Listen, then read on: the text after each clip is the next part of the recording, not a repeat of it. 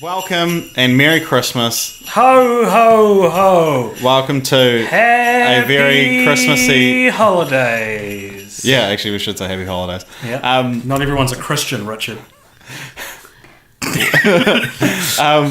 Well, this is a very special Christmas edition of film franchise Fortnights. It's our second Christmas we've been doing this podcast, but it's our first Christmas special. We'll get into that a little bit later on. Ooh. And but today we've got... See you later, guys. I'm walking out the door. We'll get to that later on. You could have just put the sound effects on. No. There's more work We've got the back end. two very special guests here today. Our first time having two guests. Maureen and Wayne Martin, or as I like to call them, Mum and Dad. How are you guys? Aww. Great, thanks very much, Richard. Good to be here, thanks, Richard. Well, thanks for coming along. What do you mean you came here?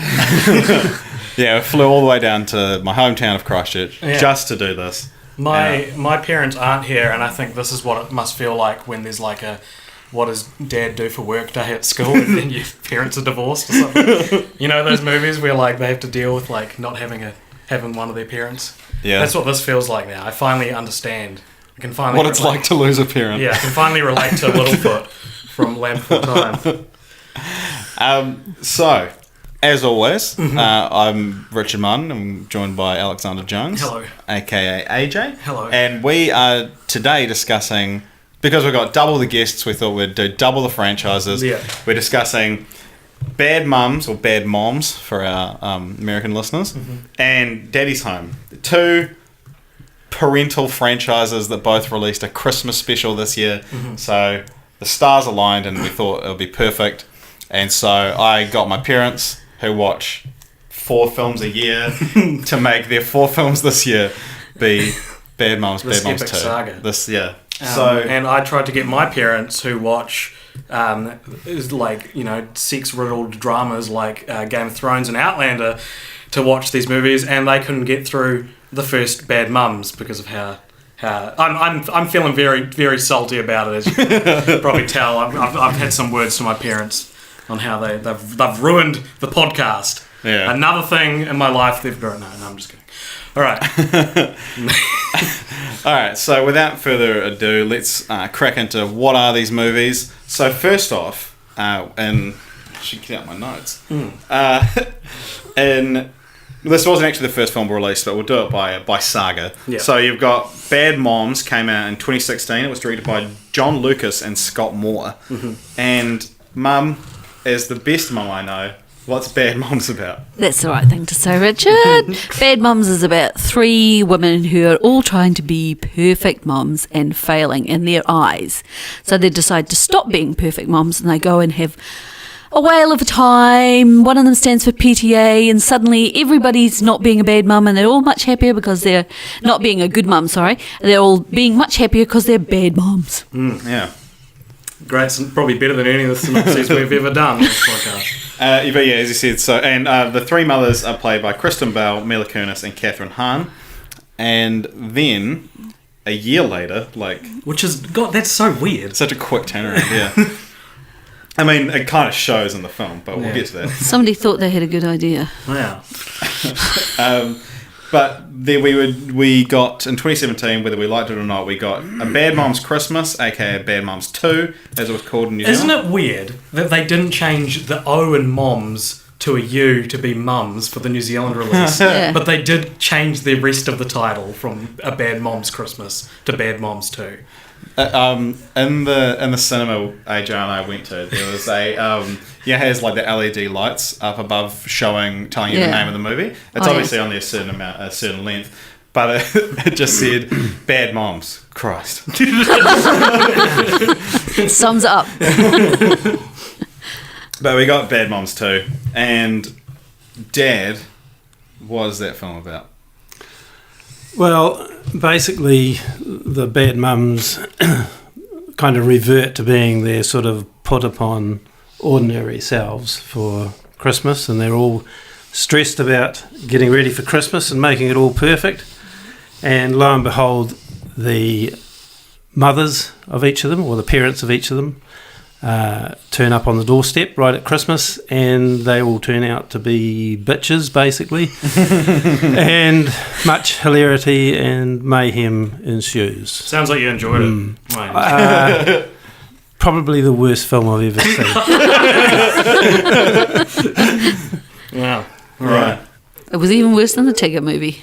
The Tigger movie? Yeah. That's at the top of your pantheon of bad movies? Yeah. But at least it was actually designed for an audience, with a mental age of 3. Right. Whereas Bad Mums 2 achieved the same thing. All right. I don't think I've ever met people who specifically hated the Tigger movie before. No, they hate the Tigger movie. We took the kids to see it when they were little, and it was like pulling fingernails out one by one. Yeah, man. Yeah. Screw the Tigger movie. I'm getting on this train. Why not? But yeah, so talking about like the target audience and stuff like that, we had the unique experience of in our screening, there was like whoever the target audience for that film is, they were sitting right behind us. Which was like... You described it perfectly, Richard, as the type of people who found out that this movie existed from the back of a bus. Yeah. And not from the trailers or keeping up with the media news. Yeah, these people that were like, oh, is there another one of those? Not the kind of people. Loved the first one, I think. Yeah. Oh, must go see that. Whereas like, there's never a movie out that I haven't already know that I don't already know about. But yeah, these people behind us, and they were... they were just like cracking up at every joke, every like plot point. They were like, "Oh, seriously!" Like there's a bit where so Mila Kunis's mum, played by Christine Baranski, and she's like the head bitch. And there's the bit where they're at one of those like trampoline places, and like we're gonna play dodgeball, and then Christine Baranski, like, she's like, no, I'm not doing that. I'm too prim and proper. And then she's like, I'm going to play dodgeball. And the people behind us were like, oh, shit! I can't imagine being this emotionally invested in the film. So they were 30-something. No, they would have been younger than us, I want to say. Oh, right. I reckon. Right. I didn't turn Because around, we had some people sit behind us at Daddy's home too that were kind of the same. Was it us? Exclaiming, and they started off... Just before the movie even started, they were talking about it. It's like, shut up. Yeah. But they, never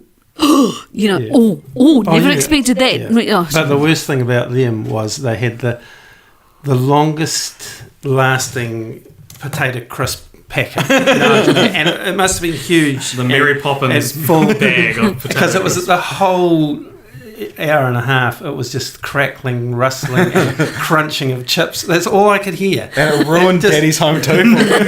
It was distracting.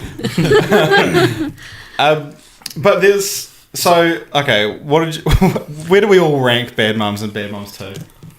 Out of the pantheon of film, or in amongst these four films? What we like to do on the podcast is try and match each film on its own terms. So, often it's like, okay, if Bad Mums is a perfect 10, where does the sequel lie? Which can be hard to do sometimes. Especially when Bad Mums wasn't a perfect 10 by any stretch. God. Not by any stretch of the imagination. Bad Mums, marginally better than Bad Mums 2, and they would both barely scrape above 0. Yeah. What about you, Bird? I would say Bad Mums, the original, would be a 3, and Bad Mums 2 would be a 1. Very good. Yeah. I agree. Yeah, right. Is that about right? I don't think about these. I haven't thought about. We can speak a little bit of BTS for our podcast, because we knew we were doing this in time, and because Bad Mums 2, despite being a Christmas movie, wasn't going to be at the cinemas until Christmas. We had to kind of like stretch out film franchise Fortnights to film franchise month, and I did not do myself any favours by not writing down notes about any of the movies we saw. Yeah. Well, the problem with unforgettable movies is you forget them, and that's what happened to me. Like I've often said to Richard, if it's been a really good movie, I find myself thinking about it the next day. Mm-hmm. Yeah. After these movies, it was like they never happened. Yeah. And that's I knew that was going to be like that, and that's why I took down some notes. Yeah, like I'd probably agree. Like, so I forgot to mention. So Bad Moms 2 adds Christine Baranski as Mila Kunis's mum, Cheryl Hines from Curb Your Enthusiasm as Kristen Bell's mum, and Susan Sarandon as Catherine Hahn's mum. So, on the whole, Bad Moms 1 is better, I would say, but Susan Sarandon is the best part of both films. Yeah, she's awesome. Yeah, I'd agree with that. Yeah, I and agree. That's probably why it got a 1, to be fair. Sarandon's, you've done it again. Yeah. And, I mean, Carla was quite good in both as well. She's, it's always the badass, Yeah. don't give a shit characters that kind Kind of of the appeal. fun ones. And it's like would be the fun one to play as well. Yeah, Yeah. And exactly. for Susan Sarandon, I feel like she hasn't done a role like that in a while. No. Sort of like a drop kick. But like A terrible Thelma one. and Louise. Yeah, I guess. Thelma and Louise gone slightly bad. Yeah. They could.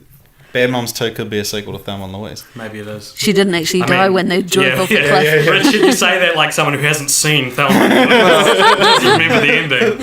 I don't think there can be a sequel to Thelma and Louise.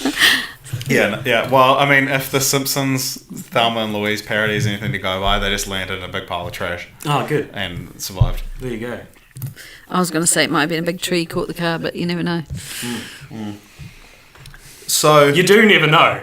And that's what's so magical about a film like Thelma and Louise, whereas Bad Mums, not the same prestige, is it? Not the same not No. height of cinema. I'd say my biggest memory of Bad Moms 2, I don't know if you guys picked up on this, but I know AJ did. There's a bit when Mila Kunis is like walking out of her house, Christine Baranski has just like decked out the lawn. Oh, with yeah, all the this Christmas stuff. decks. And she and Mila Kunis is like, "What are you doing?" Yeah. And I was like, Jewing? Did she just say Jewing? And So this is a Christmas movie. and I was like, it was so weird. Like, 'cause we she's so both turned to each other. I'm like, did she just say Jewing? Like, yeah. It was one of those things. Didn't pick it up. No. Yeah. Maybe it's just my screen. Yeah. Next time you're watching Bad Moms 2. Do you think those girls who were sitting behind us went home and they're like, there's this hilarious part where instead of saying doing, she says doing. That's like the screenwriters are so Yeah. proud of that. Speaking of the screenwriters as well, question for you, Mum. As a mother, how do you feel that this film was written and directed by two men? It was written and directed by two both men. of them were. Yeah. Same two guys. Doesn't surprise me. Yeah. Everything became a bit of a caricature. Like every woman who's a mother has the moments, the days, the weeks, the months, the years where they think, I'm rubbish at this, you know. But then your kids grow up and they turn out all right and think, yeah, well, I wasn't too bad after all, you know. And they took that and just made a bit of a parody out of it, you know. Because it is speaking to that place in life. Yeah. Right? And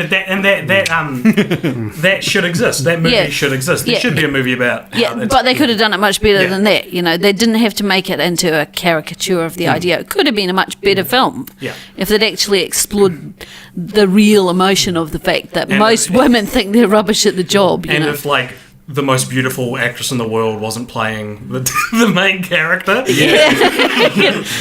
who seriously didn't quite look old enough to have those No. children and didn't quite. It almost feels like Work Mila out. Kunis' passion project. She's like, I have to play the main character, and everyone else is like, I don't think you should. Well, because she was actually pregnant with her second child while filming. Right. I mean, when she was filming the second one.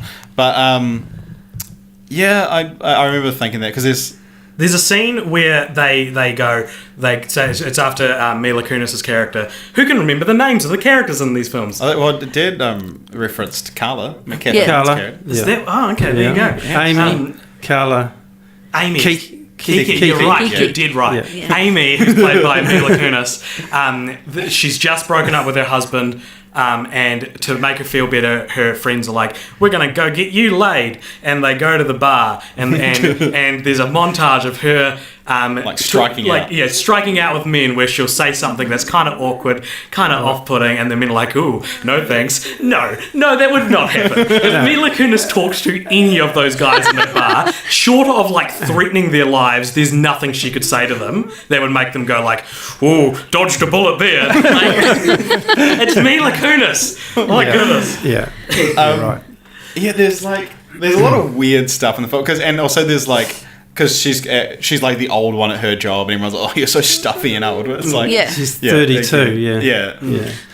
And then they drop a mad Game of Thrones spoiler in this in the middle of Really? that scene. What was that? I won't do it out of the respect. I'm going to show the respect for people who are behind in Game of Thrones that the Bad Mums movies didn't feel was necessary. They drop a massive spoiler. With what's the actor's name? The guy who played like her boss. I can barely picture him. He's in Hot Tub Time Machine and shit like that. I don't know his name. Yeah, the young yeah. dude. Yeah. He basically says, or there's a joke about how he took time off after a certain character was killed, and that's Right. to emphasize how useless of an employee he is. But I was like, you can't just that movie came out. That movie would have come out right around the heat spot of that happening in the story. Oh, maybe it was a year later, but still, it's Didn't still he like say a massive. everybody took a day off when he died? Yeah, exactly. Yeah. It was Good just memory. anyway. That was my little gripe. That ruined the movie. Spoiled Game of Thrones for me. One other thing that I found weird in the film was that, like, so they all learn to be better mums by the end of it, but By being bad mums. Well, they Yeah. learned that being a bad mum is everyone's a bad mum. But even the so-called good girls, the perfect moms, the Yeah. ones that they were all wanting to be like, they're all, they at least show that they're flawed as well, Yeah. you know, and that they actually, when they get less uptight about being a mother and enjoying it, they became better mums for being not Yeah. quite so perfect. and then you get the sequel. So at the end of the film, Mila Kunis is elected head of the PTA, and Which is something she ran for out of spite. Yeah, yeah. Particularly passionate about it. it's She didn't really want it. No, this She was is just gonna going be to such a reform it. big Yeah. job.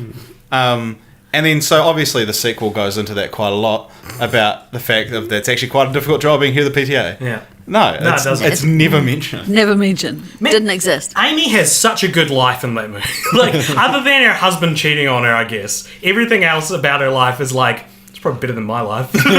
Like, you know, you got like kids, you got like a passion project, you got a cool job at a like Coffee place. I want to say like, coffee. I don't know. I don't know. Her life wasn't that bad. Stakes yeah. weren't high enough. Of course, the men in that were all douchebags as well. Yeah. Like, which is, as another cliche theme. It was is, a total cliche. you know, white males are fair game. You know, Yeah. you just, it's okay. No It's, one it's gives sort a of white male a break. it's like it's Simpson-esque like that. You know, Yeah. the Homer Simpson. You know, he's Yeah, sure. complete idiot. Yeah, because the husbands were. There was only two husbands. Catherine Hahn's character had an absentee father, and they didn't really go into it. No, much, did they? they didn't like her. She'd obviously been a solo mum for a long Yeah, time. It was yeah. alluded to, but never. Yeah, and then Kristen Bell's husband is very like, you got to do everything, and I'm the man of the house. But then at the end of the film, the lesson she learns is, I shouldn't do anything. And it's like, no, you should learn to do it together. Yeah. And so Yeah. she's just like, and he's like, oh, I forgot their sweater. She's like, well, fucking go get it. Well, but then It's in like, the well, sequel, you could've got it. they It were was- portrayed as having a healthier Yeah. marriage. So maybe it was just like that morning. But the other thing I wanted to talk about, maybe we should, I don't know, how much more bad mums time are we allotted here? It's just as much as it needs. Sweet. Wanda Sykes plays the worst therapist I think I've ever seen. yeah. But she was fun. Oh, she's great. She's funny. That was one of the best parts of it. They traded out like any like semblance of realism for jokes with her character. Like she gives terrible advice to her patients. I wrote down one of her lines though. What It's was like, you know, as a therapist, I can't give you any advice, but as a human being with two fucking ears, you know, I can't remember what she said. You know, I like that. I liked her. I like that character. They brought it back for the sequel as well. Yeah. Yeah, she was worse in the sequel. I didn't write down what I didn't like. Was but she in the said sequel? I something. can't Yeah, 'cause there's the bit when Cheryl Hines. Oh, the Yeah. mother-daughter thing. yeah, Yeah. because she's like obsessed with her daughter. Well, no, I think it's because Oh, yeah. she tells Kiki, who's Kristen Bell's character, your mum needs you. You should be grateful for her neediness, because that's Kiki's story arc, is that Yeah. her mum's way too needy. But that's not good. Like that's not that's not good advice. Yeah, Like Cheryl Hines' character was the wrongdoer Was crazy. in that relationship. Totally. She had a Bonkers. picture of the daughter on her sweater. Yeah, exactly. And printed a jammy on her jammies. and bought the house next door. Got her haircut the same. And Wanda Sykes' advice was like, good, you should be grateful. yeah, She raised you, and it's like that's not I don't know. But yeah, that's the I kind won't of be going to her for my therapy. I mean, it's sort of they're kind of anti-movies, aren't they? So they're not, How much you hated them. they're going to write something that's exactly that people receive like you. That well, this is just crap. Yeah. The other thing just that I thought of on is just the bad sort of or uneven sort of character development in like the Christmas one with the mums. Yeah.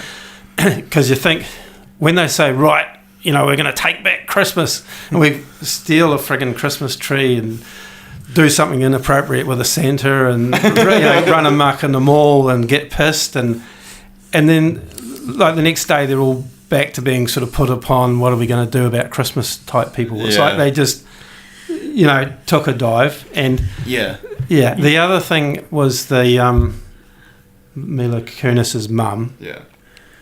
How when they went and played dodgeball, she was really getting into the dodgeball, and I thought, well, okay, here is the turning of, turning of this character. She's not so bad. It's going to turn here, but next day it's, she's back to bitch again. I noticed that too. Yeah. It was almost like she wouldn't have played dodgeball. Like No. it was a way for all the characters to clash physically, but. Like in their story, in their own. Yeah. Or if she did, she was going to really, really turn out to be amazing and vent her anger. And, Like, that would have been a cool, like, sort of Toward end the to her end. character Yeah, arc. yeah, And we'll talk about satisfying character arcs in a minute when we get to Daddy's Home too. But they... and then it just goes completely back to normal. This was film, weird. It's like every 5 minutes they're like, oh my god, there hasn't been a musical montage in seconds, and so they just cut to like this. it was like they had a formula. We're going to do this, and it didn't matter whether They it just chucked it added to together. the story or whether it just was a piece of. It was like crap, really. Set up, punchline, musical montage, dun dun dun dun, Yeah. dun, and so on. Yeah. Yeah. It had And a like- rushed to sequel kind of feel Yeah, man, about it it. came out Just like get it out. 18 months later, yeah. But was it the fact that at the end of the first film they had the actresses sitting down with their real mothers, Yeah. and so They gave they someone an idea. and gave someone an idea. That's what we could do. We could bring in the next generation, but it didn't even work as well as the real people talking about their real lives. That was the best part of the film. Yeah. Was- Yeah. And at the end of the first film, the like 3-4 main actresses. Was- 'cause yeah, it was quite a few of Applegate's them. there as well. Yeah, and Jada Pinkett. They all sit. Oh yeah, Jada Pinkett's gone, and they all sit down with their actual mothers and just talk about like.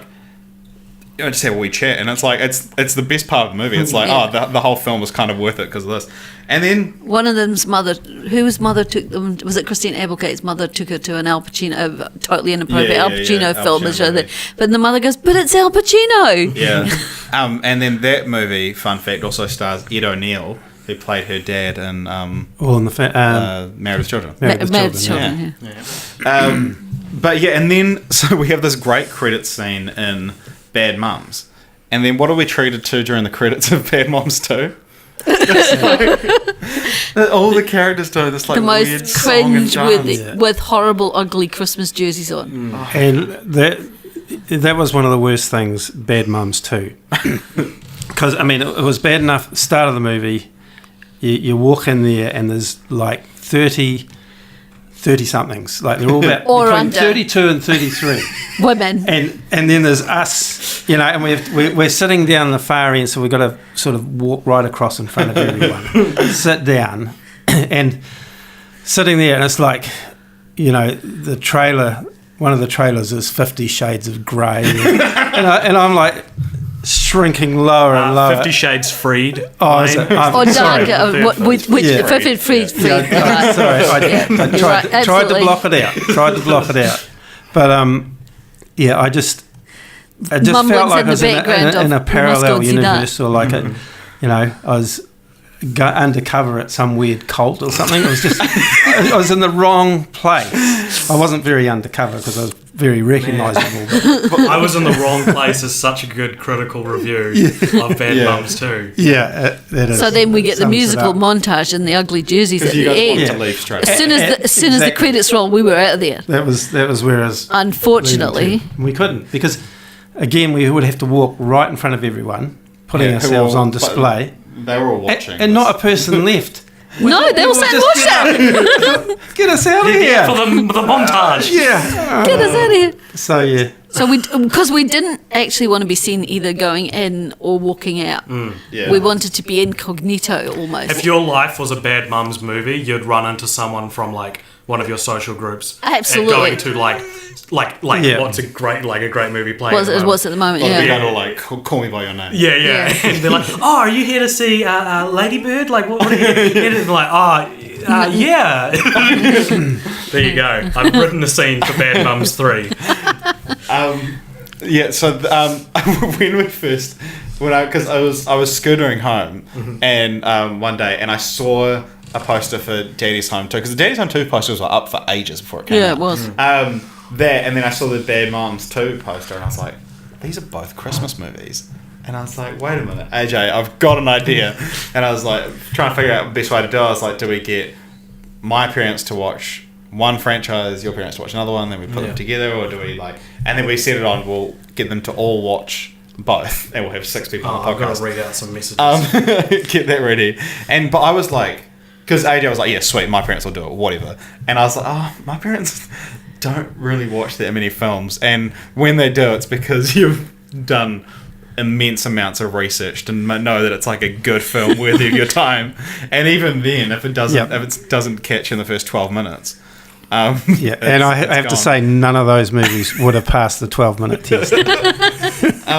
But then, no, you guys agreed to do it, and more power to you. And, do you want to go into what happened with your parents? For a bit of background, my parents, they're conservative Christian people. That's fine. I'm not saying, I don't hate my parents. I don't hate my parents, but I did realise that there was a certain amount of like my dad. I don't think my dad watches a lot of stuff because he doesn't want to see anything that challenges him. Not challenges, but like something that he thinks might affect him, something like Bad Mums. Anyway, this is the message I sent to my mum and dad on the 30th of October. So that's how long ago we were planning this. Richard and I had an idea for our podcast Christmas special where we watch Daddy's Home and Daddy's Home 2 and Bad Mums 2. Both franchises are Christmas themed, and do the episode where we have our mums and daddies review them with us. We're not sure if we want you guys to watch all 4 movies or have 6 people on podcast at the same time, but would you guys be interested? And then I wrote, it's important to note that both franchises are pretty dirty and inappropriate, Bad Mums more so than Daddy's Home. But part of the humour of the episode would be discussing these super awkward movies with our parents, which would be pretty funny, but I understand if that's a deterrent. My mum reacted to it. Dad was very keen. He's like, yes. My dad is as much of an attention seeker as I am. He said, I'm keen. Possible? I'm keen. And he said, I'll even dust off the old, what are we watching epithet. And that's a little in-joke there that I'll quickly explain. Whenever me or my brother would be watching a movie and maybe like a sex scene or something come on, my dad had the uncanny like radar ability to walk into the room at that exact moment and be like, what are we watching? Anyway, so that was it. And I was like, sweet. That's, and Richard hadn't even asked you guys at this point. And I was like, Richard, you got to ask me. Yeah, because I was nervous to ask you guys to see when you do it. But I'll explain the context of what happens in Bad Moms. Mm-hmm. So about, 15 minutes into Bad Moms, Mila Kunis walks in on her husband masturbating.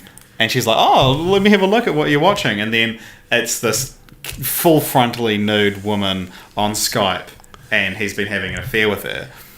And then, so you see like everything on this woman, but then there's nothing like that in either of the 2 films. Yeah, it's the only nude scene. Yeah, and all 4 films we watched. Yeah, and it's like right at the top of the first one. Yeah. So then on the 26th of November, Dad messages me, "Sorry, Alex, but I'm out." And that was it. He said, "Mum wanted to give up 30 minutes. I don't know. Should I ring him? Should I ring him and ask like what the deal was?" I'm going to ring him. Ring him afterwards. No, I'll ring him now. He wants to be on it.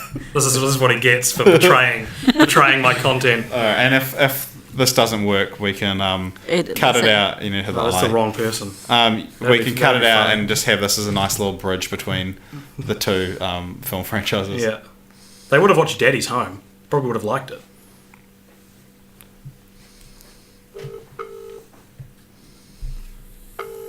Is this where you put some musical interlude into? This is music. Hello. Hello, Dad. You're on film franchise Fortnights on the Cult Popture podcast. Okay. We're just wondering, because you were invited and you're not here. We were just wondering, what deterred you from continuing the venture of watching these films? Well, it's probably the main reason, Alexander. Yep. Is that Alexander Robert. Yep. Is that Alexander Robert Theodore. Art is what for short. Yeah, as I'm called for short. Yep. Yeah, it's because I like quality theatre, quality art. Yep. And having to look around different bushes. Oh my gosh, that's worse than anything we've said so far. and I've got to protect my innocence. Yeah. And definitely that first movie, I think it's the first movie of the Bad Mums one. Yeah. Was, well, do you remember the term I used to say? We were just talking about this. When I walked in on you or your brother or your Yep. brother, your mum and you watching a movie with some.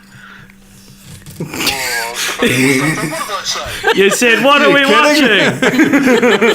Jesus. And that's why I thought to myself, I'd be asking myself that question if I was me, looking at me, watch that movie. So there you go. Fair enough. Well, Is that a good answer? that's a great answer, Dad. Thank you. I respect your decision, but I feel betrayed. All right, goodbye. See you later. Say hi to Mum for me. Love you. Love you. Keep the light on. Okay, thank you. Interesting stuff to come out of that discussion. My dad, of course, referring to looking around bushes, which is probably the worst way he could have phrased the one nude scene in the whole. Yeah, I quite tastefully.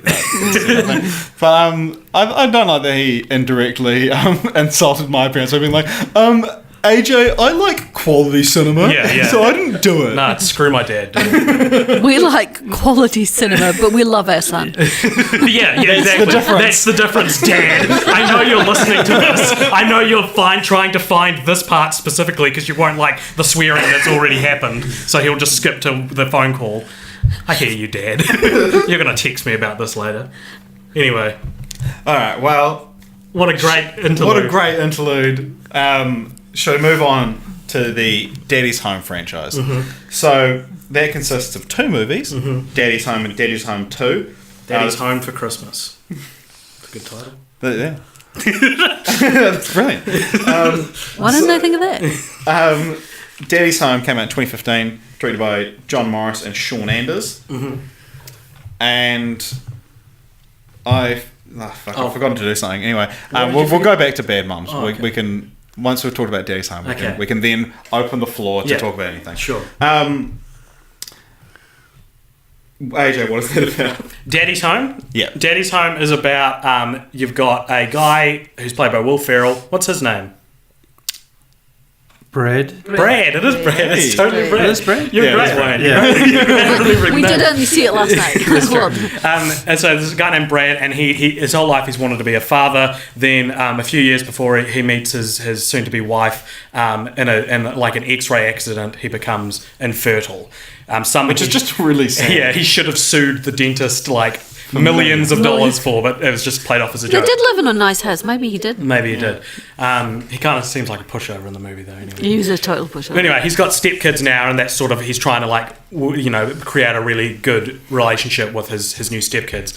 And then their real dad, who's played by Mark Wahlberg, his name is Dusty. Nice. And he turns Don't up. even need Wayne. No, I didn't even need that. He turns up to basically win back his ex-wife and push Brad out of the picture. It's a comedy of errors because Mark Wahlberg's real hot and tough, and Will Ferrell's real dumpy and old. Yeah. That's the dichotomy. That's the entire film. Yeah. And then 2 years later, that's a good time. It's a good amount of That's time. a good amount of time to leave for like a comedy sequel. Yeah, and 2 it's years. clear that they spent the extra time working on this film. Yeah. Because Daddy's Home 2, directed by Sean Anders, so lost his co-director from the first one. Oh, I wonder if that was... a big deal. Yeah. Wait, who was the other guy? John Morris. Well, he was the problem. Yeah. Well, we're getting ahead of ourselves. Sorry. But anyway, Daddy's Home 2, my turn to give a synopsis. This one is... so by the end of Daddy's Home 1, they learn to like live together and they can have this like sort of happy family that's a bit unconventional. And also at the end of that film as well, Mark Wahlberg meets another girl and he becomes his stepdad, and then his way hotter, way like whatever, their real dad comes over, it's John Cena. There you go. That's That's a meme, guys. Sorry. Right, okay. Is he a wrestler? Yeah, he's an amazing looking guy. I mean, just pumped full of steroids. Yeah, he's got good comic timing as well. And he's granted more Make-A-Wish wishes than any other person in history. Really? So Wow. he's a nice guy. Good dude, yeah. So in Daddy's Home 2, we have Will Ferrell's dad, played by John Lithgow, played brilliantly by John Lithgow, and Will Ferrell's... Don. That's his name. Oh, yeah, Don. And then Will Ferrell's dad... No, he's Mark Wahlberg's dad, played by Mel Gibson, whose name is... Kurt. It's totally Kurt. Cat Yeah. Mayron. Wow. Extra points. They come home for the holidays. They decide they're going to do a together Christmas, and the whole family's going to be there. And then Mel Gibson has the wacky idea to put everyone in a remote cabin because he wants to get Will Ferrell and Mark Wahlberg to admit that, Brad and Dusty to admit that they don't actually like each other. And so again, comedy of errors. But John Lithgow and Will Ferrell have a very loving relationship, and Will Ferrell, Mark Wahlberg and Mel Gibson have a very sort of standoffish relationship. They don't see each other very often because Mel Gibson never comes to town. Yeah. And the film ends up culminating. They get snowed in at this... They get Snowden. Yeah, they get Edward Snowden. I didn't spot him. Edward Snowden comes in and he leaks all... I don't know what he did. But I was thinking of Julian Assange. No, what did Edward Snowden do? He was a leaker as well. WikiLeaks, Yeah, he was a leaker. Well, what did he do? He's a military He's the one, guy. wasn't he? military guy. Isn't he the one that's... Intelligence guy. Didn't he Did he go to the Russians or something? And he got pardoned by Obama, is that the one? Or no, Oh, that that's the was other one. Assange. No. another guy. Snowden is like, Anyway. oh my gosh, that's so important. Which He's is listening to this the one podcast that's being- now a girl? Yeah, that's Is the that one. Edward Snowden? No. Really? No, I think it's... No, who's the one that's now... Assange. No, No. not him. There's another one. Wachowski. No. There's now a girl got... Oh, no. Did you know Anyway, you guys, the WikiLeaks Wachowski brothers who directed Mark Wahlberg, You what? who directed The Matrix? I finally got Mark Wahlberg on the first go and it wasn't the right thing. They directed The Matrix. These Wachowski brothers directed The Matrix. No one in my life has ever mistaken a movie name for an actor name. Yeah. Like, they both start with M? Yeah, I guess that's the... Anyway, they were the brothers when they directed that. Then they directed a film called Jupiter Ascending, and one of them had transitioned, and they were the Wachowski siblings, and now they're the Wachowski sisters. Are you serious? Wow. Yeah. I didn't know that last That's part. crazy. Yeah, no, do you not know that? They're both Oh, wow. they're both transitioned. So now they did they do Sense8? That show on Netflix? They did a Netflix show as the Wachowski sisters. Wow. How often does that happen? Maybe they... This is a real disrespectful thing to say. I'm going to say it anyway. Maybe they just were like... It's Christmas. Where they really wanted like a pull for more female directors. They're like, right, you know what we have to do. Anyway. So anyway, they get snowed. Don't at me. They get snowed in at this movie theater, and everything kind of culminates, and they all learn their lessons, and it's very nice. Just remembered something. Yes. The person who's changed their sex and is now a girl is Bradley Manning. When you say remembered... No, I did. No, I looked up Edward Snowden, but it wasn't him, and I remembered. No, seriously, Well I done. remembered. Yeah. Seriously. Well done. Yeah. So, Daddy's Home. Which one did everyone prefer? Second for me. Yeah, Yeah. Second. second for me. I don't even want to talk about the first one. Yeah. I have nothing to say The first about one is Daddy's like borderline unwatchable. And It's the worst of the And the four. second one is one of my favourite movies of the year. Home. No, I wouldn't. I don't know if I'd say it was... I wouldn't say it was a... No. No? No. Not at all, really. Maybe we are in the minority here, Richard. Because we walked out of that movie just flabbergasted at how much we enjoyed it. Yeah, well, okay, so I forgot to do this for Bad Moms, but the what do the critics have to say? Oh my god, just did the phone. So, Bad Mums, the original, has a 58% critic score on Rotten Tomatoes, and sequel has a 29% critic score. Daddy's Home has a 31% critic score, and Daddy's Home 2 has 19%. It's the lowest. It's the lowest ranked of all of them by quite a bit. So you're in the minority when you actually liked it. That's weird. Yeah. I don't see how anyone can hate this film. To me, it was like everything these films should have been. The casting is perfect. Having John Lithgow should have played Will Ferrell's father before. Yeah. Like, that's such good casting. That's such a good idea. Yeah. And John Lithgow on top of that is a joy to watch. Has borderline moving scenes in this film. There's a scene in the film where so John Lithgow's Don is a budding improv artist, basically, improv comedian, and they go to this little place in this town where they're doing some improv comedy, and Don gets pulled up on stage to join in and do some improv because they're like, a senior improv artist, how interesting. And then so at this point, Mark Wahlberg, got it right this time, has worked out that Don and his wife have separated, but Will Ferrell doesn't know it yet, and so they're like, can we get a suggestion from the audience for a relationship? Mark Wahlberg's like, divorce, because he's angry at Will Ferrell. And then there's like this scene of him breaking down on stage, and everyone's laughing at him, and it's like shot beautifully. It's beautifully acted and scripted, and that it walks that line between, it's credible that the audience would be laughing because they think he's joking, but you can see that he's. I mean, that must be such a fine line to walk, scripting and acting. Yeah. So no, it was. I think it worked because John Lithgow's such a good actor, and then like he almost to the tone of the film's detriment. Yeah, where you're like, like this one scene is the one wee bit I liked in that as well, as apart from the John Lithgow, was that Mark Wahlberg suddenly becomes remorseful for throwing them into that situation and tries to get them out of it. He feels sorry for them, and suddenly, because he's realising this is all going wrong and it's much more heartbreaking than he intended it to be, and he tries to get them out of this situation, and Will Ferrell's like, no, leave him there, he's doing it good, everyone loves him. Yeah, I mean, and like, that's just John Lithgow. Like, Mel Gibson's great. Like, again, he could be Mark Wahlberg's father. They look enough alike to be related. And their relationship was. I really, really enjoyed their relationship in the film. Yeah.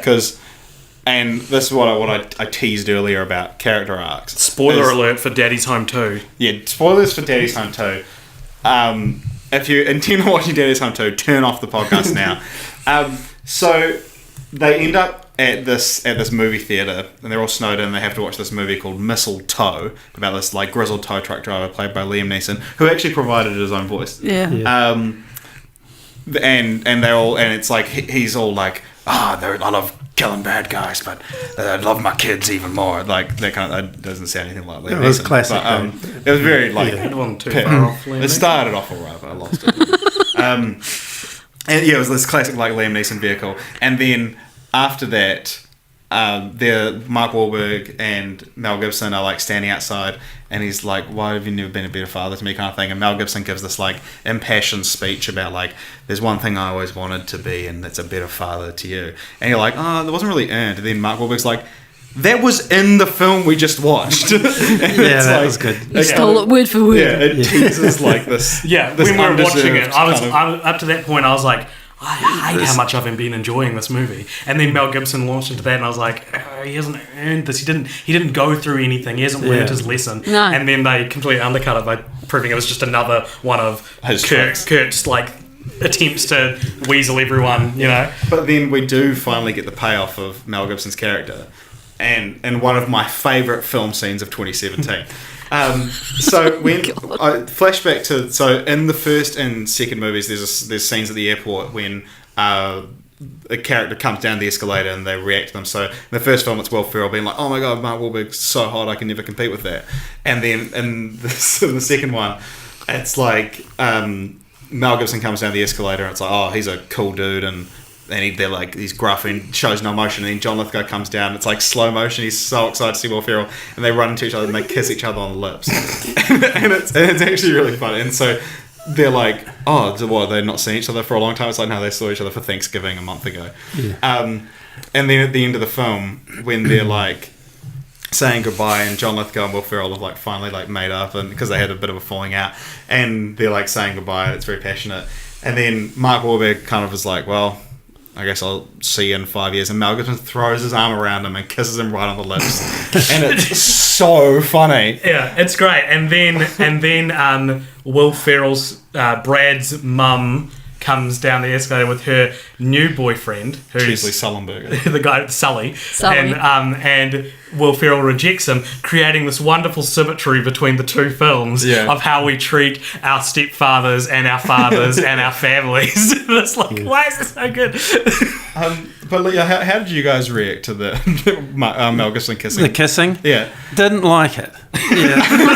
No, I thought, to me, it was this sort of contrived, like, oh, let's throw in something really weird and shocking and people will talk about it.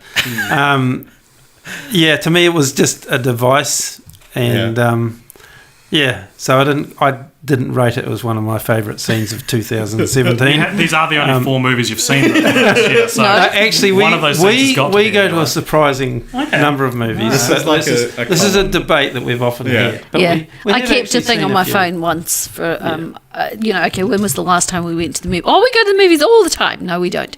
So I would put the note in my phone as to when we last went to the movies. Yeah. And once he was, we went just didn't we go just the other week? It had been over a year. This is historical we're talking about. Yeah, here. this is where Richard gets his adamant "no, you're wrong" attitude from. But that's something Richard from his mother. But this year we have actually been to the movies a few times. Don't compare us to my parents. But you do. You provide certifiable proof that I'm wrong. On a daily basis. Yeah, exactly. This is where maybe you just shouldn't be wrong all the time. There you go. But we have seen quality movies this year. Yeah, what did you guys You saw Dunkirk? Saw Baby Driver? Baby Driver? Yep. Daddy's Home's too better than both of these. Oh God, AJ. The trouble for me with Daddy's Home 1 and 2 is I hate Will Ferrell. He's so hit and miss for me. I wouldn't say I'm a fan of Will Ferrell by any means, but I just have never seen him in anything that I've thought you're quite good. Well, here's the balance I think Daddy's Home 2 strikes is bad. Like you mentioned, Richard, when we were watching Daddy's Home 1, that this isn't a good Will Ferrell movie. Regardless of what you think of him, on the spectrum of say Anchorman's his best as an example. Yeah. And the difference because I just don't like him. I wouldn't by choice go and see a Will Ferrell movie. Yeah, it's that balance between what's a good movie with Will Ferrell and a good Will Ferrell movie. It's like Daddy's Home isn't a Will Ferrell movie. It's just he's just the lead character. Exactly. He's not doing his whole. It's the same with Jim Carrey. And while I wouldn't say I wouldn't say he was amazing in Daddy's Home 2. You need him there because John Lithgow is so good as Will Ferrell's father, and that's like this. It's like this big house of cards that you can't pull any of them out. Oh, don't mention that. But if you want a bumbling wimp, basically, there's no better guy than Will Ferrell. There you go. Yeah. And to play the older version of that. John Lithgow was you can see where he gets it from. Yeah. We're gonna talk about the climax of Daddy's Home 2. Yeah. So as everything's kind of falling apart when they're stranded in this movie theater, they kind of make amends with everyone, including John Cena's character, who hates Dusty, by singing Do They Know It's Christmas? By Band-Aid. It's wonderful. It's a wonderful scene. So uplifting. It rivals the end of Little Miss Sunshine, where they're doing the striptease on stage with the whole family and stuff like that. I was like, this is take your word for it, AJ. Sure. All right, I'll go into my spiel here about why that's a good way to do a climax. Okay. So everyone grab a drink. Well, I've made videos about this on the Cult Popture channel before. Basically, a really good climax, in my opinion, is one that is both external and internally moving. Right. So something like Transformers, the climaxes often don't work because they're all external. the good guys literally defeat the bad guys. Whatever like message the film is saying, which Transformers doesn't have one, but if it did, it isn't simultaneous. Watch out, Michael Bay. Simultaneous with it, and then you go to typically rom-coms do this. They maybe this is there's like kiss and they get back together, that kind of thing. But it's very much like. It's like, I just love you again. Yeah, I just love you again. Whereas something like Daddy's Home 2 or Little Miss Sunshine combine both those closure points together, where something is both emotionally satisfying, like the whole family coming together, and externally, physically satisfying with something as grand and verbose as them performing an embarrassing performance at a movie theatre in front of everyone. And I never thought I'd be saying that about Daddy's Home 2. Yeah. But it does it. And John Cena's about to walk out when they start singing it, and he turns around and he's like, this is my favourite song in the world. Yeah. It's like in August. I didn't even care. Yeah, and then he runs onto stage great. for Do They Know It's Christmas Time at All? But there was also the payoff for Mark Wahlberg's character, who it was established earlier. Established earlier on in the film that he was going to do the Bono line, but he saw his father chatting up and picking up some friend's mother and taking her out of the room and missed his line, and he choked and didn't sing the Bono line, and it finally gave him the chance to sing it. Yeah, exactly. It's ticked off a lot of story arc boxes. But to me, that's what it felt like. It was tick.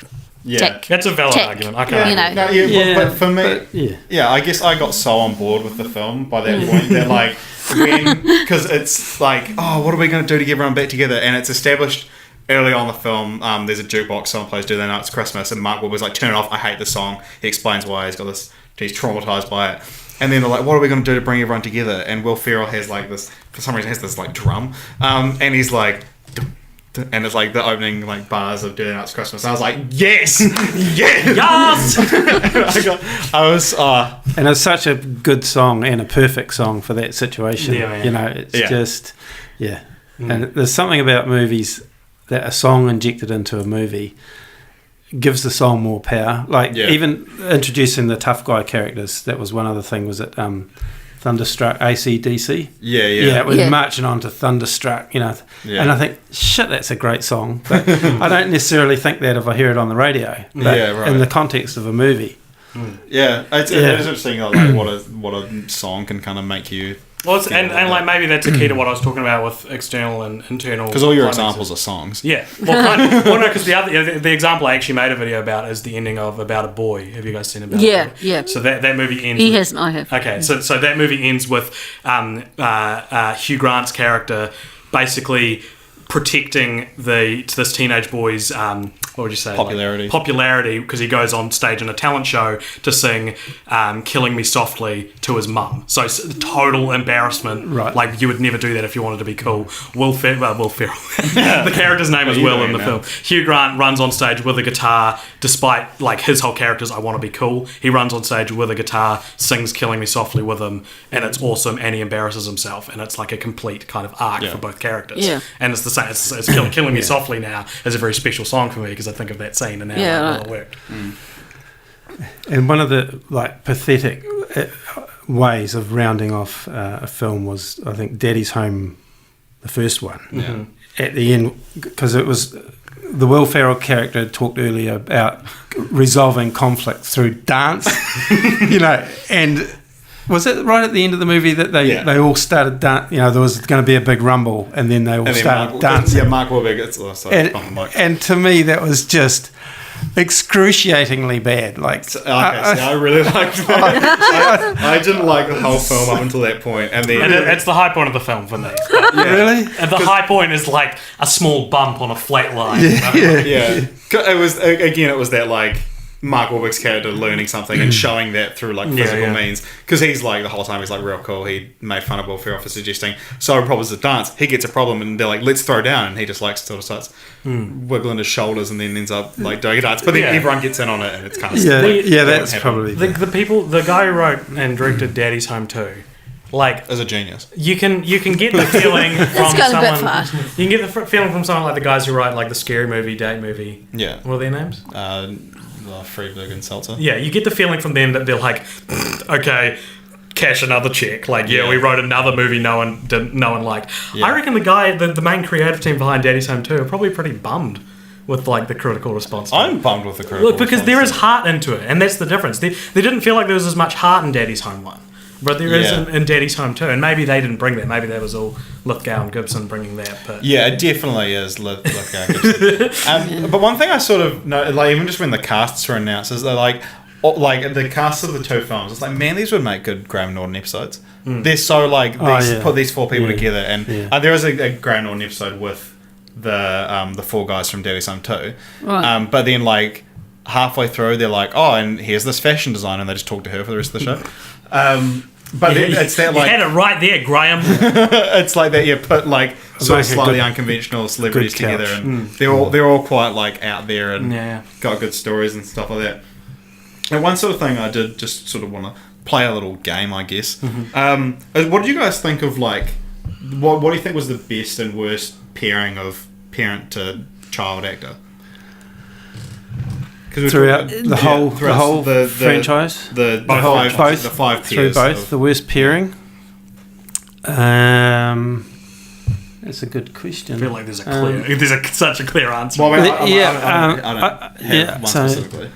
I'm just going through them. So you've got Kristen Bell and Cheryl Hines, Yep. Mila Kunis and Christine Baranski, Catherine Hahn, Susan Sarandon, Will Ferrell, John Lithgow, Mark Wahlberg, Mel Gibson.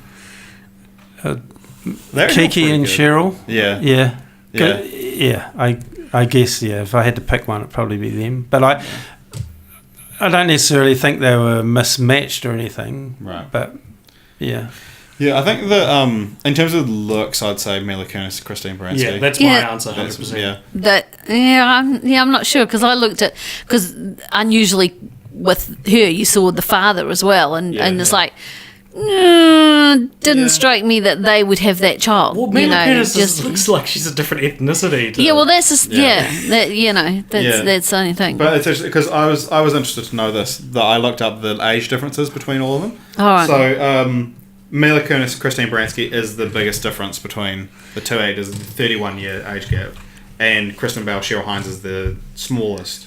Actually, the smallest tied 15-year age difference, and which is the same as Mark Wahlberg and Mel Gibson.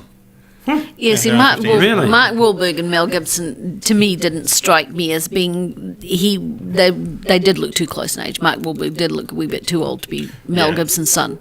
Yeah, I didn't think that because Mel Gibson's looking so old these days. He's not looking that Yeah. flash, He's actually, to be looking fair. bloody Yeah, Well, we're and talking about Wahlberg looks younger than And- 45. whereas- But, he is 46. Yeah.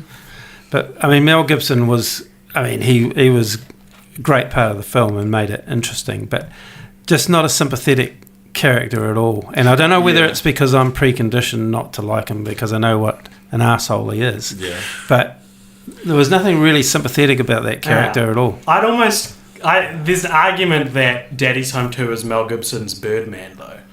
Because in the same way that Michael Keaton... Do you need to explain Birdman? Yeah. Do you guys have... Do you Of remember Alcatraz? No, not that's the only Birdman, Birdman I know. So Michael Keaton starred in a film a few years ago called Birdman, where he played an actor who once was like a superhero, which is what Michael Keaton actually is. And so now Right. he's like living in the shadow of having played a superhero. Michael Keaton played Batman. Yeah. Yeah. So it was like this sort of meta kind of thing, and it was quite a good film. Won Best Picture that year. And so it's all kind of done as one shot, and it's him. He's in this Broadway play, and he's trying to sort of break free of the image of being Birdman. Yeah, which But is yeah. what you can imagine Michael Keaton would have gone through in real life. Yeah. Mel Gibson in this film plays a misogynistic douchebag, and by the end of the film, He's kissing Mark Wahlberg. he's on the kissing lips. Mark Wahlberg. And I do wonder if Mel Gibson thought, and some spark in his mind was like, maybe this would defend my public image. Yeah, well, I mean, because he's kind of slowly been coming back, and He because has. he directed He's Hacksaw been- Ridge yeah. last year, which was Yeah. incredible. And then this is his Quietly first, coming like, back. Yeah, but then he does Daddy's Home too.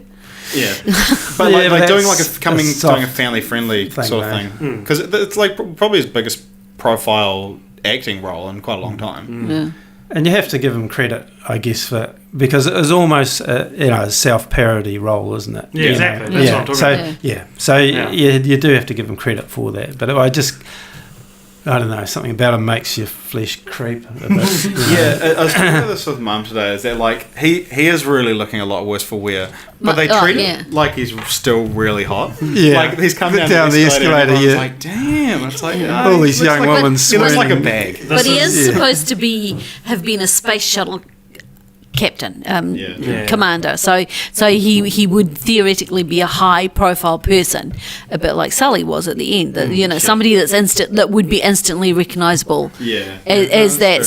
So he has been hot, and he's still training on his. What did you trading guys on his think reputation. Of Captain Chesley Sully Sullenberger's appearance at the end? I thought it was a bit weird. I thought it was great. Yeah? Yeah. I thought it was a great little twist, because that was the actual guy, wasn't it? Yeah.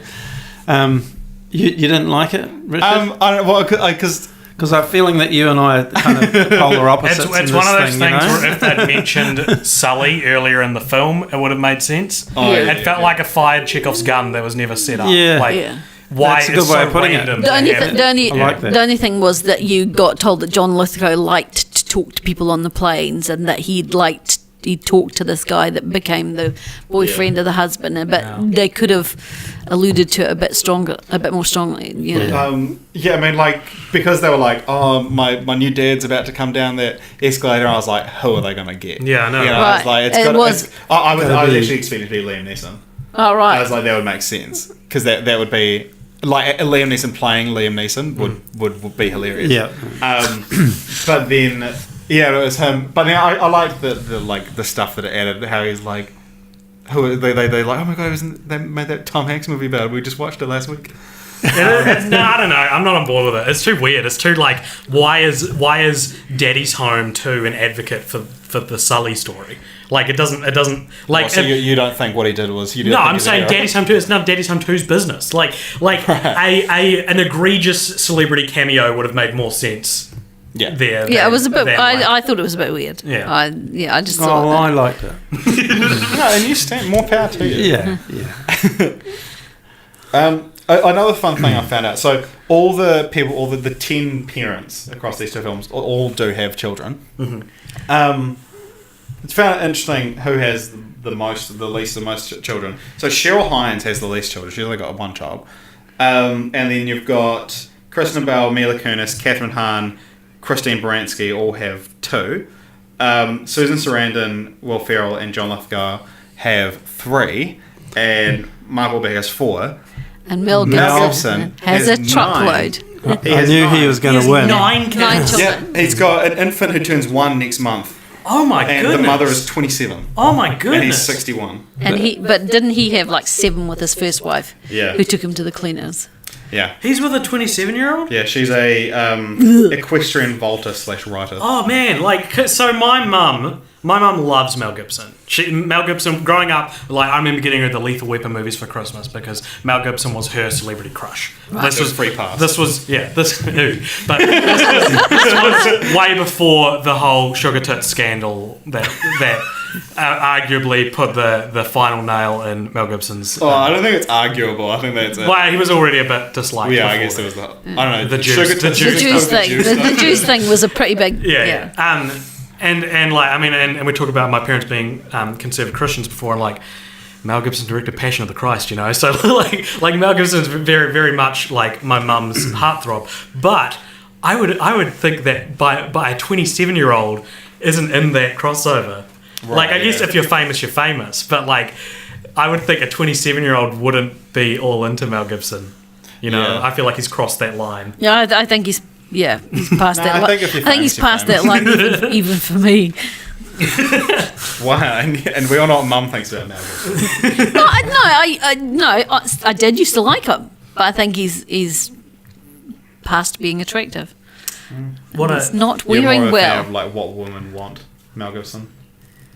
It's a very sexist rom-com. No, I've never seen that, so I can't answer that question. Because what women want, has the opportunity to be like, they want to be respected, but it's like, no, they want Mel Gibson.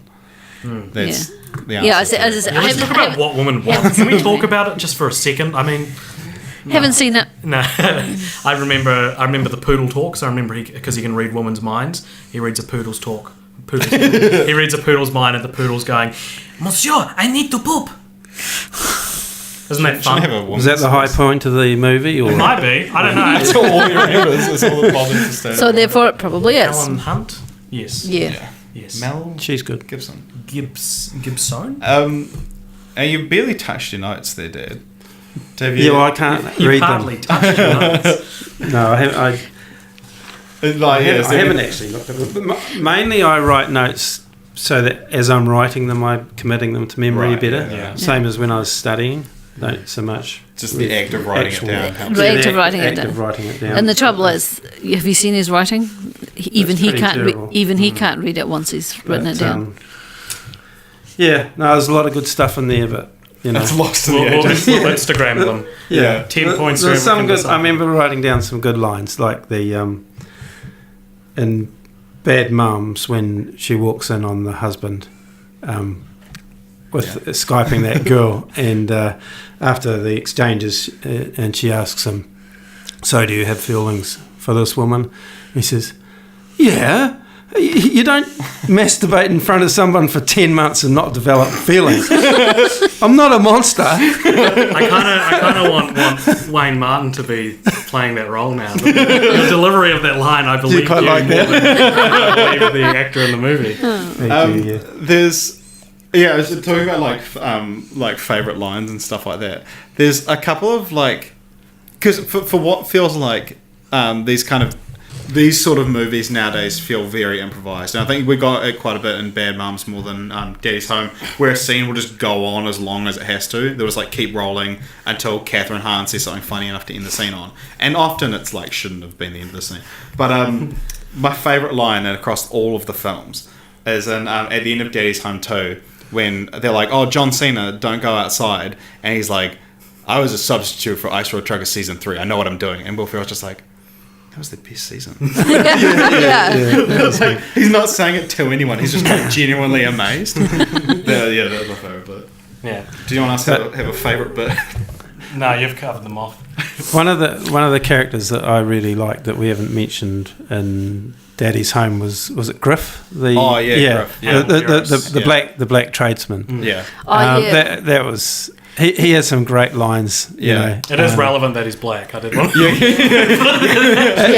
It is because it was a racist. Yeah, Yeah, because it was- Mark Wahlberg set up Will Ferrell. Yeah, because to Griff's fire there him. to repair the house after Will Ferrell destroys half of it, and then he's like, "No, you go upstairs and fire that guy. Tell him the men are here." And then he sees that he's black and can't fire him, which is weird because No, he says that he's nice and can't fire him. Oh, yeah, and then he goes back to fire him after he gets talked into it again. And Griff is like, "What? Is it because I'm black?" yeah, Yeah. that means he's there throughout the rest of the movie. Yeah, he moves in with Yeah. them. Yeah, because he's a comedian, Hannibal Buress. He's the guy that broke the Bill Cosby scandal. Oh, Really? Yeah, Really? he made a joke in his stand-up about Bill Cosby can rape 60 girls and this or rape a bunch of chicks and then whatever, and then people were like, What did he just did say? he actually do that? And then it blew up from there. All right.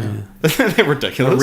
He was funny. Yeah, because they He kept did. giving him these straight, intelligent lines that he'd just come out with. You know,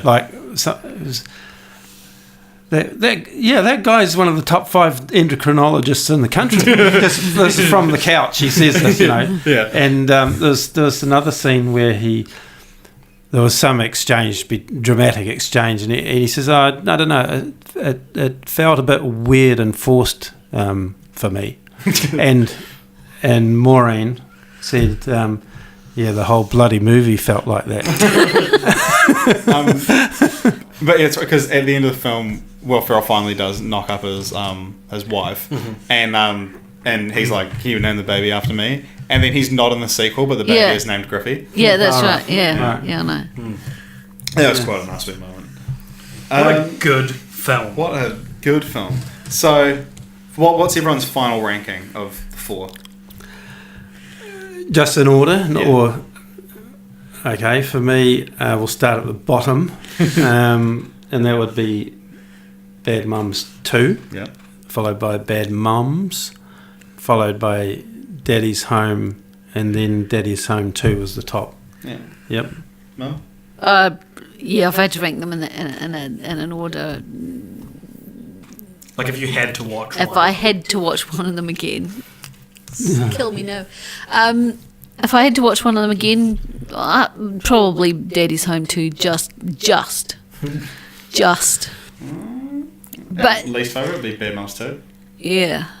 Imagine? I'd go Daddy's Home was the worst one. It was the one that elicited the least response from me.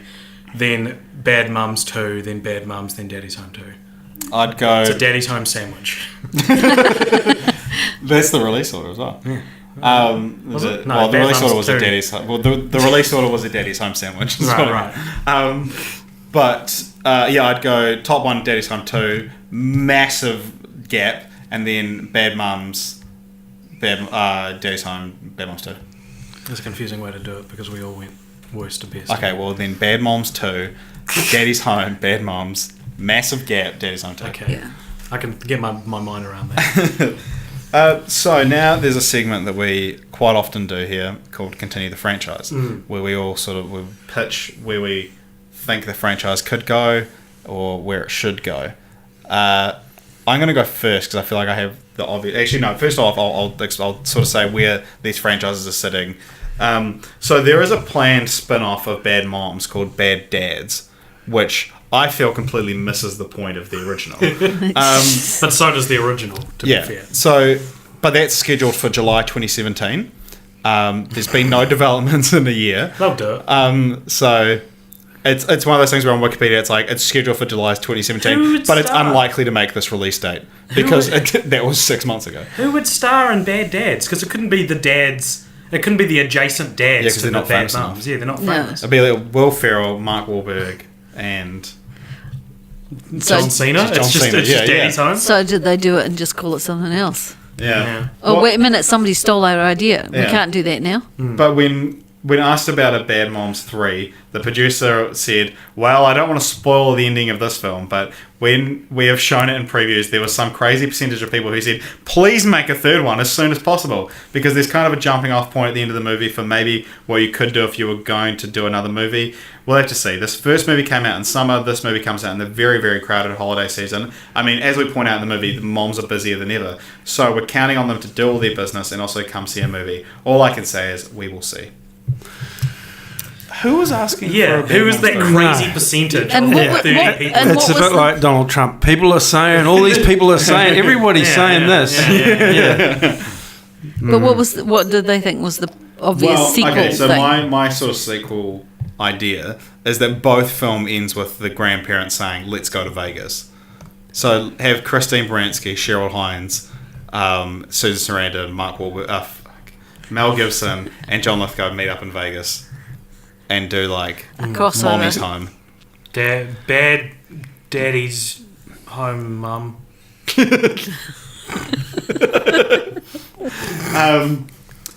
Yeah, I feel like I guess that's her jumping off point because it does end with them like slow mo walking out the door And Bad Mums. and Bad Moms 2. I did like the Bad Mums more than the Bad Mums in a lot of ways. So you're thinking Yeah. like a Bad Grands. Yeah.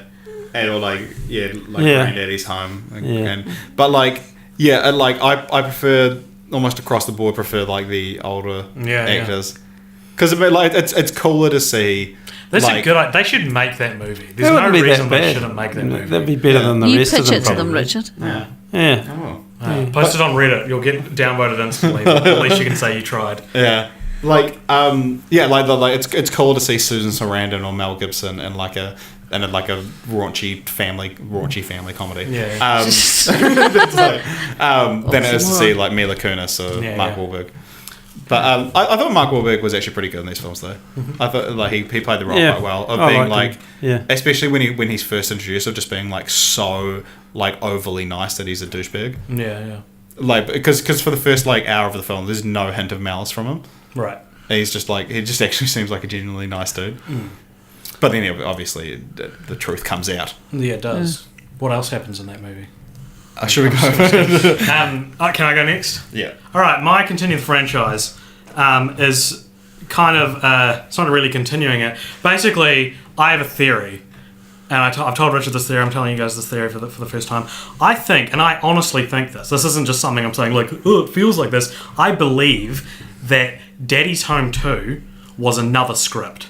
I reckon it was a film called Together Christmas because they make a big deal of calling it a together Christmas in the yeah. film. I reckon they had an idea for a modern family has a Christmas together. Right, so it's not like the only thing that really ties it to feeling like it's a sequel to Daddy's Home is that it's the daddies. But if you just went into that film with there's cooperating stepfathers, which is something you don't often Co-parents. see. You don't often see happening, and then their dads who represent different times and different types of people, and their families, and then John Cena. It's like if the John Cena. If the first Daddy's Home is very clearly about stepdads, Daddy's Home 2 feels like it's about the modern family dynamic, And I reckon if you stripped away some of the jokes in Daddy's Home 2, if you took away the scene where he accidentally lawnmowers or snow blows up the Christmas lights and ends up flying up in the air. That was quite funny. But And the repeated joke of the thing falling on top of the car. Yeah, exactly. Yeah. If they took out those jokes and replaced them with quieter, more nuanced jokes, gave it like a director who's done more of these small award-winning films, I reckon people would really like this movie. I reckon if it keep the cast if you want, probably angle it in more of a way that you think of like Steve Carell and Dan in real life, or Will Ferrell in Stranger Than Fiction, right? So it's not a Will Ferrell movie. It's a movie where people go like, interesting that Will Ferrell's in that. Interesting that Jack Black's in The Holiday, kind of like that. I'm not pulling all Quite like Jack Black in The Holiday. Exactly, Yeah, right? yeah. Imagine if Daddy's Home 2 was a quieter, still a comedy, but those moments of heart are amplified. Those story arcs paying off are amplified. You take out the Liam Neeson movie. You take out Sully arriving at the end. Don't do that. I honestly believe if this movie was treated more like a one that was going to be sent to festivals, that people would probably like it. And that's my Continue the Franchise. And I believe that.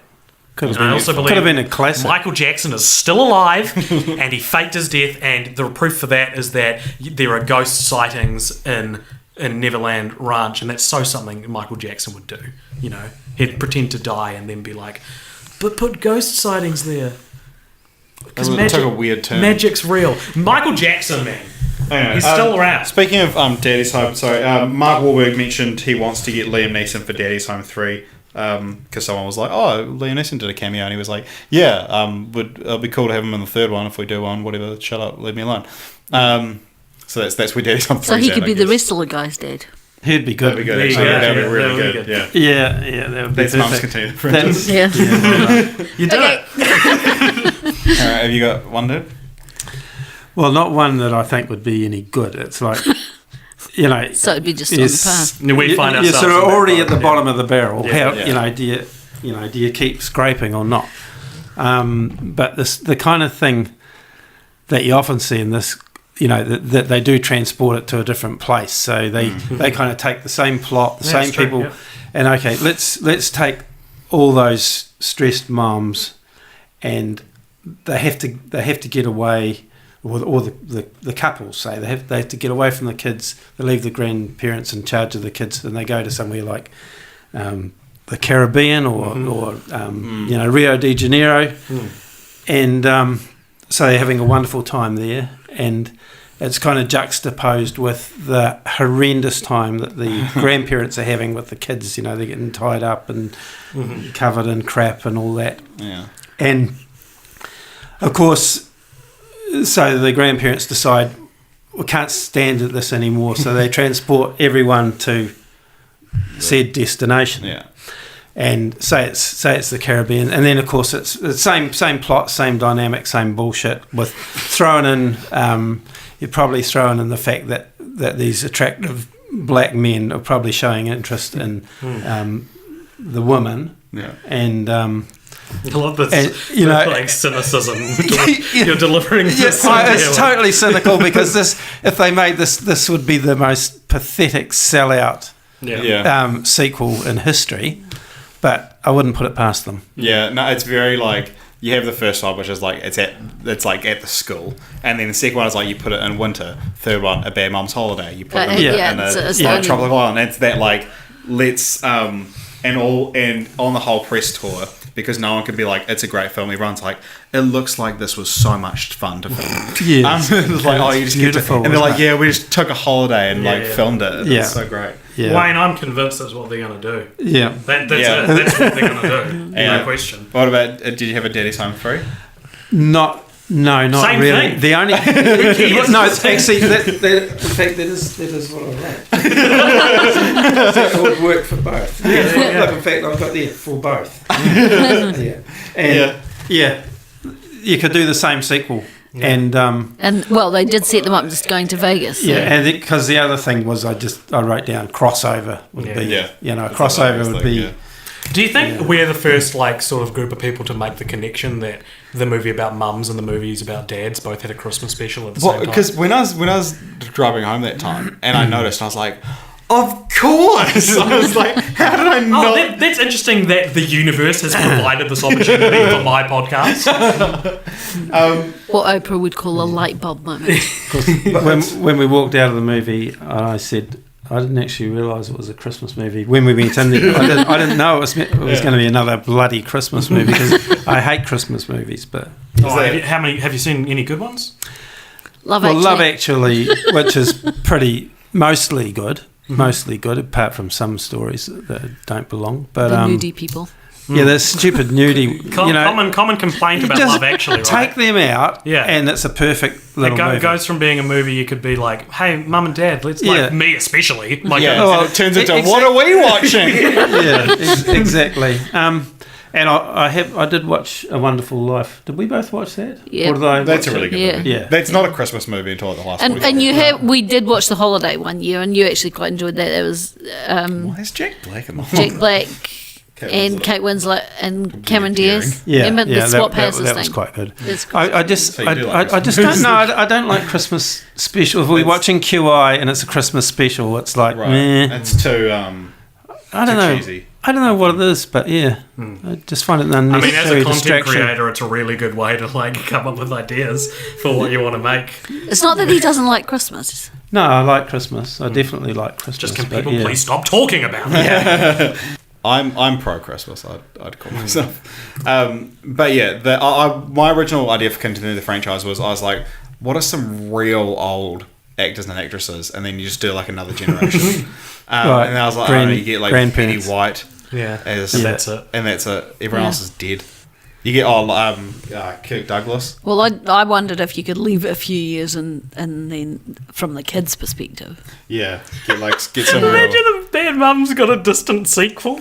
Yeah. Like that usually happens with like Blade Runner. Yeah, but that was the only Wars. thing I could think of that they could do. Just, actually, I would equate that to being like how there were sequels for both Johnny English and Cats and Dogs. Came out like 10 years after their original. Yeah. And it's like, those movies don't deserve There's a new Johnny English coming 10 out years as well. later. Oh my god.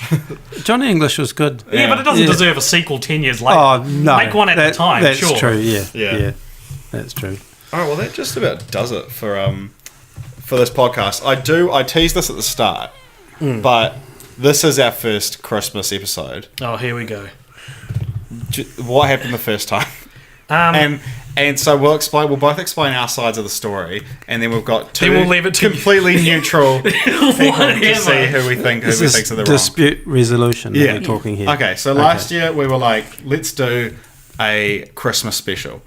I can't believe this is finally happening. We've never explained this fully on the podcast. I've had little digs at AJ throughout the last year, but what happened was, we were like, let's do a Christmas podcast, and it was my turn to take charge of it. I was like, let's do Die Hard, Christmas franchise, first and second one. You love it. Yeah, big fan of them. Excited. In fact, I've got in front of me as evidence pages and pages. Well, these are pages of notes, but I've got all these notes about the Die Hard franchise specifically, and then we had to get up early morning.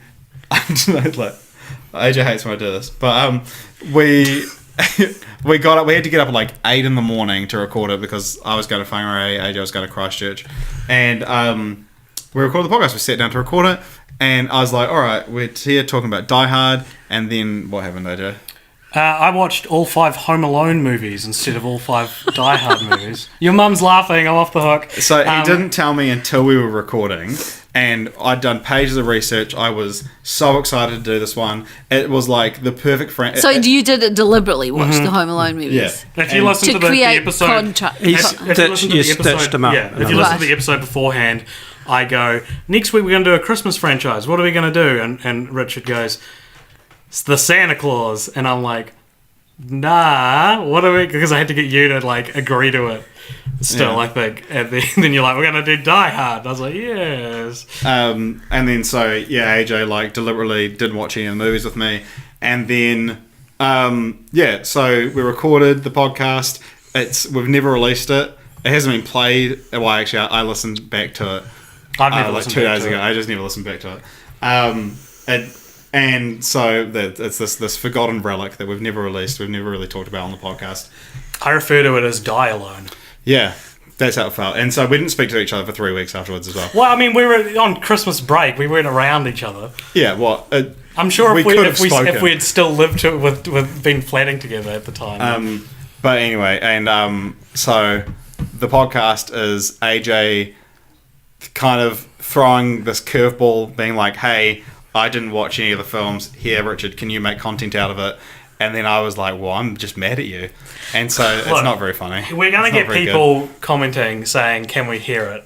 No, you can't, you don't want to hear it. Oh my goodness. It's not, it belongs on like cringe, like cringe or something like that. But anyway, as two neutral outsiders, who do you think Hold is on, right? I haven't said my piece yet. I haven't told it from my side of the story The yet. defence. All Yeah, okay. right. Now, first of all, I'll start by saying I've apologised profusely, realised within seconds it was a bad idea, and have since been like, the main piece of defence you had that made me really rethink my actions was the fact that it was you were captaining the episode. Yeah. If I was captaining the episode, I think I'd have a bit more right to have done what I did. Anyway, what I did do was I was talking to some friends and I said, do you guys think it'd be funny if like I got Richard to watch all the Die Hard movies and then I watched all 5 Home Alone movies? Because, footnote, no one knows there are 5 Home Alone movies. They know there's 3. The reason they don't know there's 5 is because the last 2 are like so hard to get through. They are so bad. They are so cheap and just stupid. So in my mind, I was like, I'm doing the hard yards here because I'm watching the crap ones, right? For the sake of the joke. My friend said it was a good idea, so I was like, all right, I'll do it. Whatever. For the record, Jess said he's going to hate you. Don't do it. And AJ said, yeah, it'll Jess probably was- ruin our friendship, lol. But I didn't say it. She shouldn't have showed you that message. I didn't say that with complete sincerity, obviously, because I didn't want to ruin our friendship. But here's my defense, and it's not much of a defense, and I regret doing it. But the one thing I would say is I wasn't doing it to be mean. I was trying to be funny. And I did something that was so profoundly unfunny that I nearly lost my best friend because of it. Like, it wasn't me being like, I'm going to screw you over. I thought you would think it's hilarious. That's why I did it. Because I was like, I had the laugh in my head. I had you going like, oh my gosh, that's hilarious in my head. Yeah. And I thought... But instead I was just real tired and annoyed and... And hey, in the end, you won, man. 'Cause you got to go on a summer vacation, and after that, I went to a prostate exam. So, I think all in all, I think you got the better end of the. I got the better day overall. But the thing was that my sort of defense of why it was a bad idea is that like I feel like AJ could have come to the table and said, oh, like, you know, I did this ridiculous thing. I've got all this planned of how we can make it work. But it was just like, oh, I did this. And then I was very tired. And it's listening back to it the other day. You immediately give up as soon as you're like, I did that. Oh fuck! And then. So you want to know from us who do we think was in the right? I've got an inkling of who you're going to. I think you know, AJ, that you were in the wrong. You're intelligent enough people to be able to recognise your own biases here, surely. But, I don't think you're a neutral jury in my defence here. Okay. But I don't think you actually want us to defend you, AJ. I think you've done a pretty good job of saying I was wrong. I did the wrong what thing, do you think, and Dylan? Well, I think that the thing that in AJ's favour, Oh, here we go. the only thing is his contrition. What does that mean?